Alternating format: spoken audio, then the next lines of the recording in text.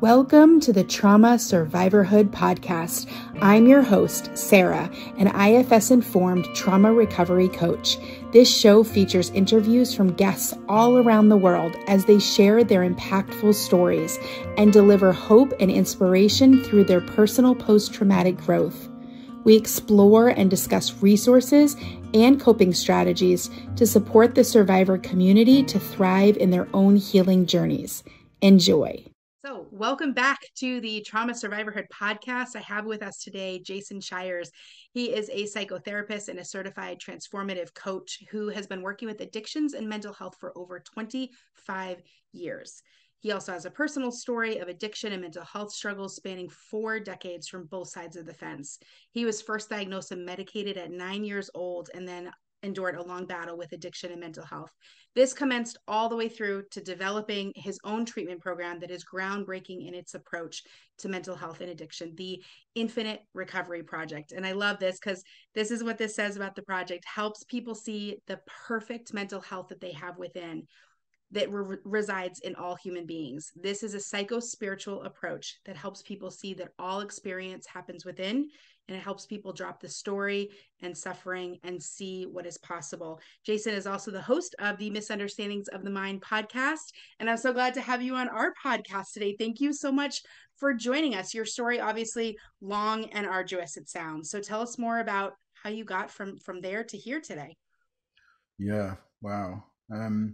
There's so many facets to my struggles, like I have, depending on where I am, which podcast I'm on, like sometimes it's the story of food addiction, sometimes it's the story of drug addiction, sometimes it's just the mental health aspects, and it's like, but it's all part of the same for me. I don't really differentiate in my work, so much, because I don't get into the labeling of behavior. It's like I see what's really going on underneath, and underneath for me was a strong sense of dis-ease, unconscious, unknowingly, because as a small child I lost my dad.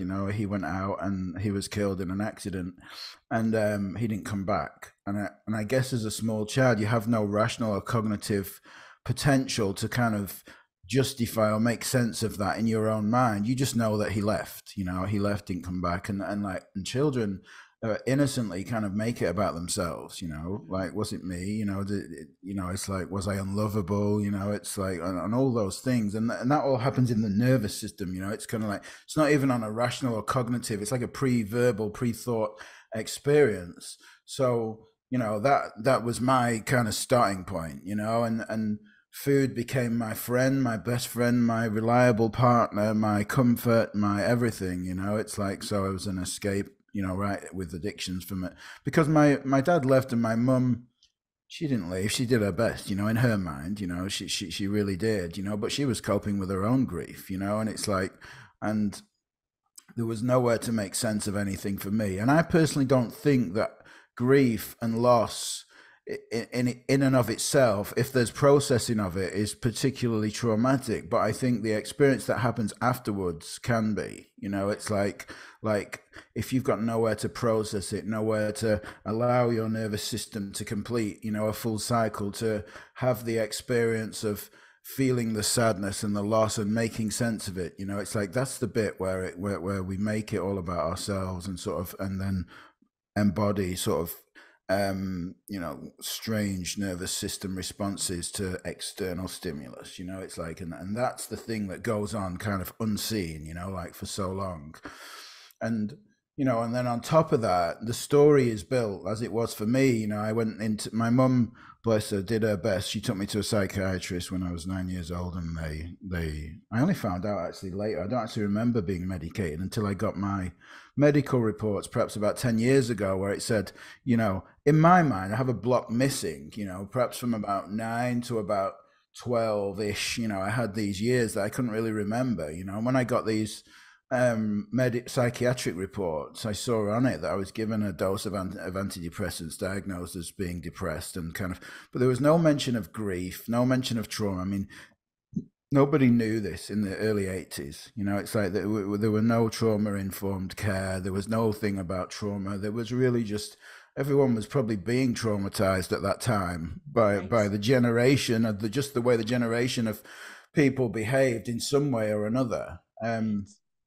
And so my mum just did her best. She took me where she thought she could get me some help, because she could see that I was struggling, and they did what they thought was the right thing. I never see any maliciousness in this, but it doesn't take away from like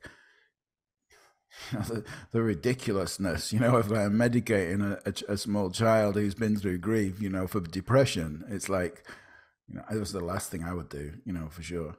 Now knowing what I know, but like then it's kind of like that's what happened, and from there it was just I just went off. I don't know what the right word is. Off the rails, withdrawn, isolated, lonely, separate. I had the committee in my head early on. I was massively overweight because of the food. I was, bullied at school. Kind of felt completely left out of everything, like I didn't belong anywhere. I was trying to make sense of the world. So food was my only comfort. Food, and then stealing money from home started, and then doing crazy things, buying motorbikes at a very young age, and doing anything I could, I always say whether or not I was in the right place at the right time or the wrong place at the wrong time, I found drugs, and they were the solution, they were the ultimate answer to all those years of suffering that I'd already had. I was just like, this is it. This is the one, I've been looking for this for so long. Why did nobody tell me about this before? It's kind of like, here's the answer. And so then I was off because I already knew how to commit crime. I already had been being brought home by the police multiple times already, like as a young teenager, so getting into committing crime on a larger scale, in organized crime and gangs and cars and things. Car crime was my thing, so it was like stealing cars to order, and swapping them for large amount of drugs and doing all sorts of crazy stuff like that. And then getting arrested, going to jail, ending up in psychiatric units, living on the streets, homeless shelters, people's sofas, I mean, it ended up pretty desperate, like it wasn't pretty. Getting arrested, I was on a community drug team kind of, and at that point, like the craziness of this is that, the body can't differentiate between street drugs and medically prescribed drugs. And like at that point, they prescribed more drugs for drug addiction. It's kind of like you go to the community drugs team and they give you more drugs, and it's like, and they expect somebody like me to take this drug instead of the other. Well, I'm just going to take as many as I can, it isn't there. And I'm going to collect my drugs from the community drug team, and then I'm going to take my other drugs too. And I'm going to try and be oblivious because that's all I want. So everyone that I knew that was in the community drugs team was receiving methadone at the time, which was horrific. It was horrific stuff to come off. It was probably worse than heroin itself because it took a long time to come out of your system. So I was on the community prescribed drugs, and I was on the street drugs as well. And then I went to rehab, which was 12 steps. And I only went to rehab because I really thought somebody is going to look after me. And I'd not been looked after, I really thought somebody's going to take care of me. Somebody's going to feed me sleeping tablets, give me a PlayStation, and let me lay in bed all day for a couple of weeks, and have a rest. That's why I went there, I didn't know what was what was involved, because it was like, when you got there, it's like, right, no phones, no outside contact, no books, no magazines, don't speak to anyone, keep quiet, groups from 7 o'clock in the morning till 11 o'clock at night, talk about all your most painful memories. And it was challenging for sure. So the first thing that happened for me was that because drugs were the solution, they were never the problem, but there's all this focus. This is why my work is the way it is, because there's all this focus on the behavioral aspect of addiction, right? And it's like, all that is an innocent attempt to ease the dis-ease within the body, like the internal struggle that we have. So like, take away the drugs, it's kind of like you're left with the dis-ease, and it's like, if you're anything like me, the most manipulative, sneaky, can get exactly what he wants no matter where he is, you know, like type person, then you'll find a way to ease your dis-ease, you know, whether it's sex with people in the rehab, whether it's food, whether it's stealing things from people, whatever it is, you know, it's kind of like sneaking out at night, even out the window to get drugs. People were doing all those things, and it makes complete sense now from how I see it. My thing was food, and you know, I used to watch people eat their dinner, and when I'd know who'd left what and stuff like that. And as I was clearing away, because sometimes my job was to clear away the plates and stuff, I'd be eating all the food. You know, it's kind of like I gained 150 pounds in 8 weeks. Like when I was in rehab, you know, it's like, so just there was stuff I was eating out of the bins at night. I was sneaking down to the kitchen, stealing food every night, taking it up to my room. I was just constantly trying to fill the internal emptiness with food. You know, it was just so taking the drugs away, you know, was one thing, but like in a way it takes a lot to really look deep within to see what's going on and to face yourself. You know, we're always running away from ourselves. That's the trauma, that's the challenge. You know, it's kind of like being with what is, and I wasn't ready for that, you know. So I went out into the world, and I joined 12-step fellowships, and I went to meetings like a good 12-stepper for 22 years, and said I was an addict. And I got so much better on the outside. I got jobs and careers and lives and houses, and, you know, did really well for myself. But my internal world, my secret life, you know, got really shitty. You know, it's like in and out of toxic relationships, on and off struggling with food. I was massively overweight, and then I'd lose weight, and then I'd get in a relationship, then I'd gain weight again, the relationship would end, and then I'd go back to the gym. And, you know, and it's just crazy, you know, just completely outrageous. Even got involved in crime while I was clean, you know, and going to meetings, smiling, saying everything's wonderful, my life's great, just because I'm not using drugs. You know, it's like, and you know, there was many other people that did that too. I kind of thought that was just a normal thing to do. You know, it's like it's just facing yourself is a challenge. But I was always a spiritual seeker. You know, I always had this internal, what I call now a knowing of home, what I would call then a feeling of seeking, trying to find something to make me feel better.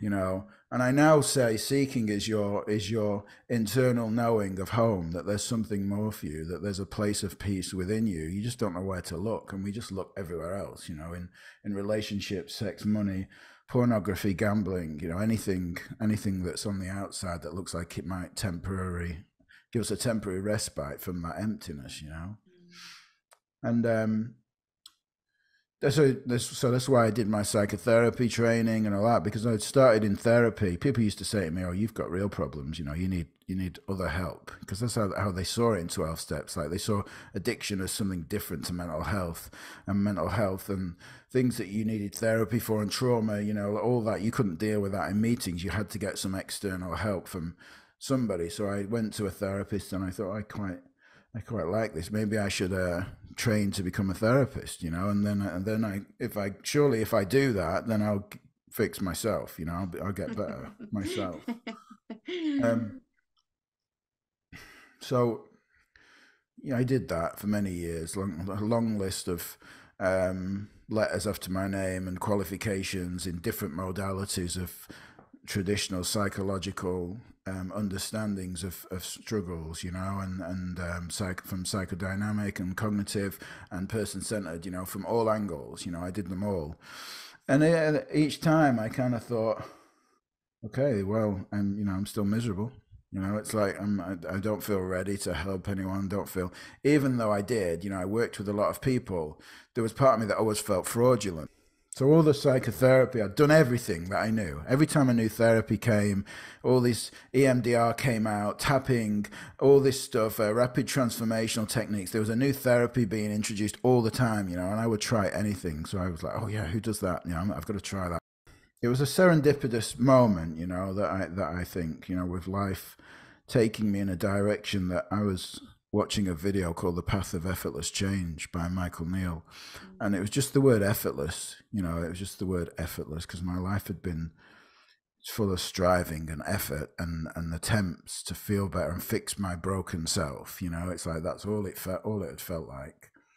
like every single day, like never had a day off, because you don't get a day off from yourself, right? And when it feels, no matter where you go, no matter what you do, you're there, it's like, so there's no respite. And when your own internal world, your own internal mind, your own internal story of yourself is heavy and sad and full of loneliness and isolation and feeling different and separate, it's like life is like walking in quicksand. And a year later I found myself going to his house for what was called an intensive, but it was very unintense. It was very relaxed, but it was called an intensive. And in 2 days, I had this experience where I just saw through the whole story. I really had like a momentary realization. I call it like a crack in my reality. It's kind of like where it all started to look different. And I really thought I knew a thing or two about change. And I realized that my intellectual mind, my ego, my intellectual attempts at understanding people and knowledge, was not where it was at. It was beyond, something beyond the intellect. It was this human spirit. It was our true nature. That if I just became present in the moment, without trying to work this out, without trying to see if it's like something I know, without seeing if it's right or wrong for me, or if I know it or if I don't know it, or if I like it or I don't like it, or it fits or it doesn't, just being there, and all I did was listen to this guy and the conversations and all that, and few little things happened in those couple of days where I kind of started to question my whole world, my whole reality. And it was like, and I'm left with that question, like, who am I? Realizing that, I'm not my name, I'm not my age, I'm not all these labels, I'm not what's happened to me. It's like, I'm none of these things. Then who am I? And it's kind of like, and like I saw, I guess what he called that was that life is inside out rather than outside in. It's like that life wasn't happening to me from the outside. It wasn't about all the things that had happened. It wasn't about all the bad things that I'd done in all that crime and chaos and stuff. And it wasn't about the trauma, and it wasn't about any of those things, because right now that wasn't happening as I was thinking this. It's like, right now, who am I? It's like, because all those things can only be playing as a story in my own mind. And I kind of just woke up to that. Oh, I've been creating a shitty story of Jason's life in my own mind all day, every day, and then I've been feeling bad about who I think I am, and then I've been escaping from who I think I am, but that's not who I am. That's just a thought story that I tell myself on a daily basis. Wow. And I just call it like the domino effect. From there, what happened was I started to question all these things in my life, and all this stuff started to fall away. I thought, well, am I really an addict? Is that another story, or is that true? All the thing. And where did I actually get that story from? Well, somebody told it to me. It's kind of like, well, how does that make it true? Just because someone else has told me it, And I started to question about everything, what's true and what's not true. And like, I started to see that the mind-based beliefs, the conditioning that we receive in our upbringing, cultural, societal, trauma-based conditioning, all that stuff that happens, that we take on and we create our own little identity from innocently, as children. And then we see the world through this, it's like if I'm wearing yellow glasses, everything looks yellow. It's kind of like, it's like that. That's what our belief system is. There's a right and wrong, good and bad, yes and no. There's everything, there's everything happening, and I'm feeling as a result of all these things that look like I'm a victim of the circumstances, but actually I'm a victim of my own beliefs. Events in and of themselves don't have a meaning attached to them. We make the meaning of them. And I thought, well, if we make the meaning of them, then I'm free to make whatever meaning I want of my experience. I'm fully capable of seeing the experiences that I've had through any eyes that I want. I can be a victim or I can be a survivor. I can suffer, or that could be just something that happened. I could be unaffected by it. And a lot of all the labels fell away. The eating disorder fell away. I never went back to psychiatric care. I I never went. I mean, I even contacted my therapist that week when I was away, saying after 7 or 10 years of therapy, saying the next session will be the last one. Wow. Because I knew deep inside of me that I'd found a place of peace.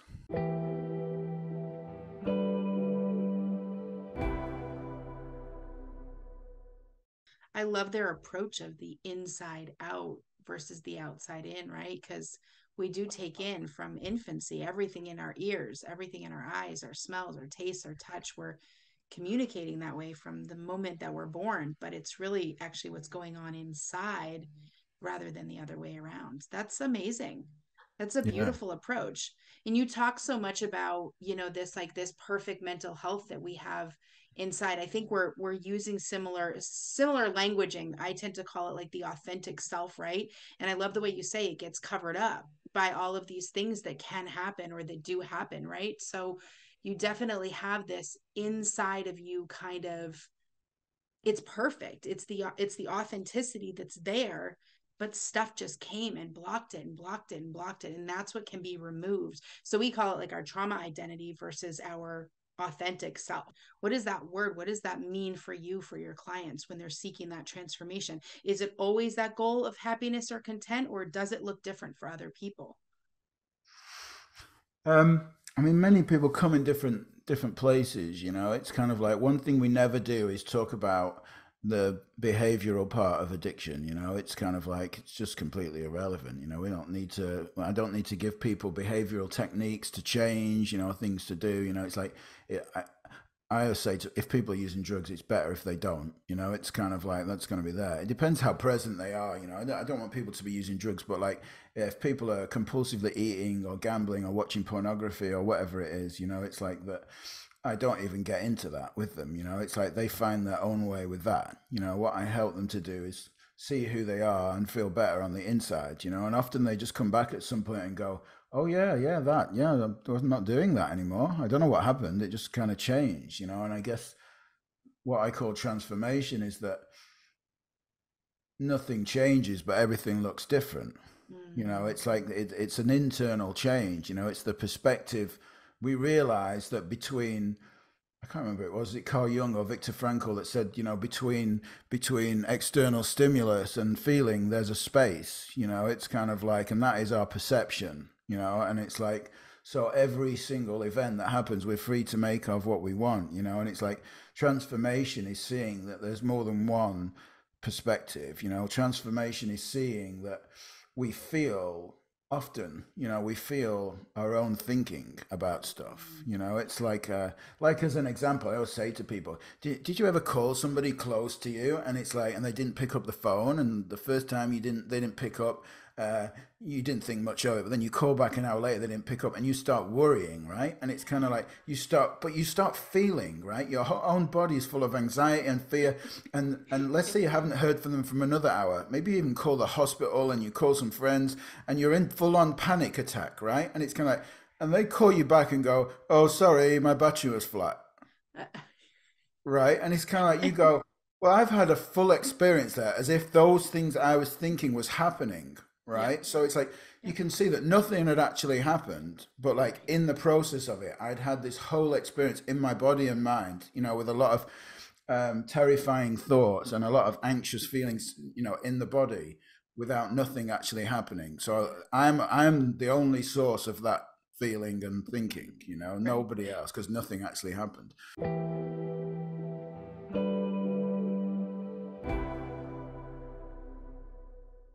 We have heard so many now, the statistics of addiction.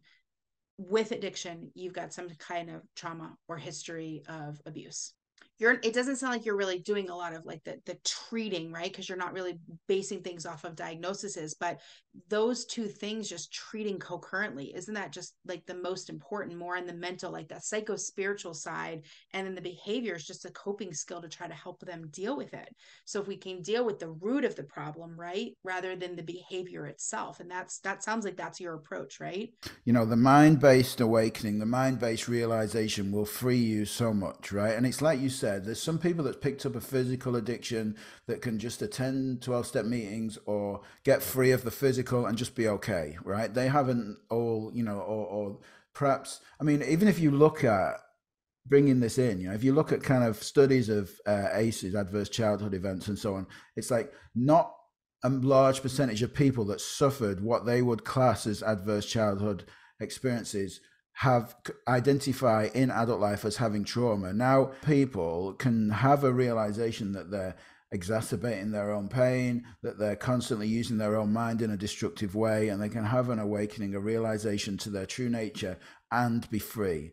Now, there are other people, one of which I am for sure, that like I had that realization after, for a period of time. I was very free, I was joyful, I was happy, I left a dysfunctional relationship that was not making me happy. I found love with someone else, for the first time, a loving relationship in my life. And all of that brought all sorts of bodily stuff up for me. It was kind of like lots of, like experiences that are not seen in the mind. I'm not having these, like I said, I'm not like sat thinking about something, then I'm experiencing it. Like I explained before, it's like, it's completely unconscious. As Carl Jung talked about the unconscious, bringing it to consciousness, it's kind of like that's what was going on. The nervous system triggers, through life. For me, one of them was being loved, like being loved, because unconsciously I made that decision when my dad was killed that it's not safe to have love. It's not safe to feel love. It's not safe to be loved, because people who love you, they leave, Yeah. And I didn't know that. So what's happening is my body's being triggered all the time, and I'm wanting to withdraw, because that's what I learned to do, especially in addiction where it's violent and aggressive and all that. It's like I learned to be cool, in adverse circumstances. I learned to be okay when it's not okay. That's what I learned. That's how I coped on the streets. It's like, so all this stuff then starts to show up in my life. It's like someone's just trying to love me, and I'm kind of like, I'm just wanting to move away from that. It just feels like a desire, a longing to be like, no, I don't want this, whatever that is. And I can't even explain it. There's no thoughts. There's just a sensation, of going on. So I start to so coming back to the point, I think it's vital for people to understand how they contribute to their own misery first. But that doesn't necessarily free you of everything, in my experience, and it's like, then we've got, if we have, like I said, it depends on what you made of the trauma, what happened, how you responded to it, how you experience it, whether you have those autonomic nervous system responses to external stimulus now. And I can't, there's no truth. There's no, this fits for everyone. I don't believe there is any, because it just becomes dogma when it's like, when you're trying to say, I've got the answer for everyone. I think this is just my experience, and this is what I've seen working for others, and this is what I've seen in my explorations. It's like that some people have these responses of the body that need further somatic practices. It's like, I guess what I had to learn was just to be with what is, like now the present moment is the teacher, like being in the present moment, all of me, whatever that is, whether that's anger, sadness, fear, however that shows up, and it's like, when you're really willing just to be yourself, whatever that is, like whatever that is, without the story. When I stop creating the story and I'm able to come into the present moment and I'm looking inwardly to the cause of my experience, I'm not turning up every week going, well, my partner, they did this and they did that, and it's their fault. And if they hadn't, I'm no longer in that place anymore. I'm looking inwardly. I see that everything outside of me is a mirror. Everything is a mirror to my experience.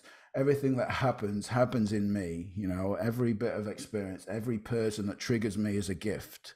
They're a gift for me to look inwardly at what's happening within me. In the beginning, when you were talking about your story and when you went into rehab, right? And you were saying like, oh, this is going to be great. Like someone's finally going to take care of me and just give me a nice meal and give me a hug and let me just have a rest, right? Yeah. It's like, that's what you needed then. Like that sounded really good to you, and that would have been great, and just reaching inwardly, recognizing that you had a lot of inward pain and the dogma wasn't going to be helpful. and the structure wasn't going to be helpful, and the group meetings and hearing everyone's pain. And then, like you said, now you're belonging to other people's stories as well, because you're like, oh, that's what I do, or oh, that's why I do this, and Mm. belonging to those stories, when really what you wanted was a hug and some rest. I can really appreciate that, where you think this is going to be like a rest. And in this long journey that you've had, you did kind of find this rest, and it ended up to be a rest inside of yourself, inside of your mind. Because I hear a lot of peace from what you're saying, just a lot of peaceful, calm, kind of clear idea now of who you are.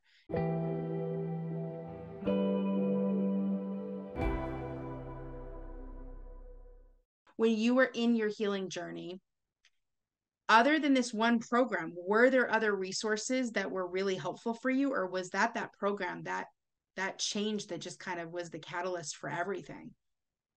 No, I did so much stuff, as I said, I'm kind of like been an endless explorer, and the work of Sid Banks was you can find some of his videos, sidbanks.com. He's dead now, and he has like what I would call, he was just an average guy that had an enlightenment experience, and he lived in Salt Spring in British Columbia in Canada, and a lot of people started going to see him because he'd had this sort of experience, and then it turned into a thing now where there's quite a big community, thousands of people perhaps, that have been touched by his work, and like that was really the work of Michael that I went to see in LA. That's what he was sharing, simple spiritual principles that point to psychological experience, and that's where I had my first realization. It's kind of like, and after that, Rupert Spira, who's a non-duality, a spiritual teacher. Non-duality is a different type of spiritual pointing. It's really pointing to the oneness, and quite, like, and it's really all about the question, who am I? It's kind of like that I am the experiencer, not the experience itself. And again, looking inwardly, that I am the space in which all experience arises. I am not the experience itself. And it's like, but I've become overly identified with the content of my experience. And it's another spiritual pointing. I call them different fingers pointing to the same moon. So while that's why I call my work psycho-spiritual, because I feel like it's gone full circle. I started off as a psychotherapist, and I kind of came to the conclusion that all psychotherapy was worthless as I went into the spiritual practice and stuff. But then I came back round, like I said, with the awakening to the somatic stuff. It's kind of like that actually, some people are, still affected. They're still having nervous system responses to stimulus. It's kind of like, so there is, even though everything apparently arises in awareness, it arises within us. It's like sometimes there's things that we don't see, that, like, I guess what Carl Jung referred to as the unconscious, that can lead our life. So my work is influenced by all that stuff, and more. I have watched Jeff Foster is another person that I love, that I've followed and been to a few retreats and sort of events and things with. He talks very much about the present moment, being the teacher, like that there's no place to get to, there's no future destination happiness, there's no place to arrive, because a lot of us are lost in that, when I get there, when I get this, when I do this, when I do that, it's like it'll be okay. And the realization in all this stuff is that life is only ever happening now. This is my life. It's always going to be now. It's never going to be not now. It's never going to be in the future. It's never going to be in the past. It's always going to be now. I love what you were saying about you were your psychotherapist. You kind of moved away from that. You got into the spiritual, so you kind of thought that was kind of like rubbish, and then then you're seeing more of the somatics. And what I loved is that now you've put together, and I do think it's very full circle for you, the mind body spirit connection, because that mind, that the psycho stuff is just as important as the spirit as is to the body. That's where that content and that happiness, I think, really lies.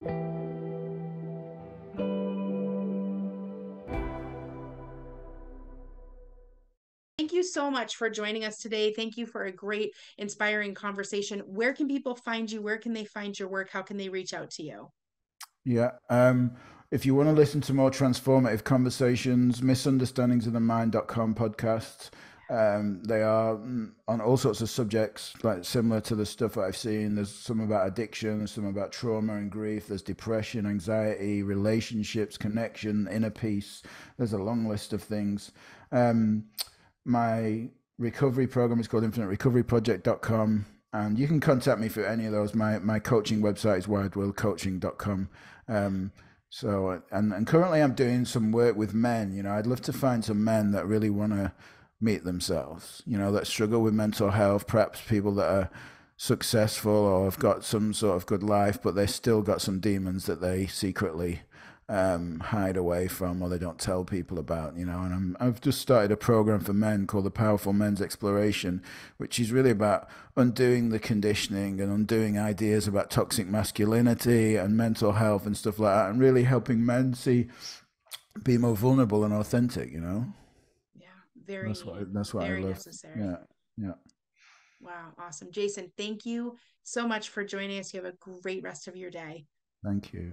Thank you for listening or watching this episode of Trauma Survivorhood.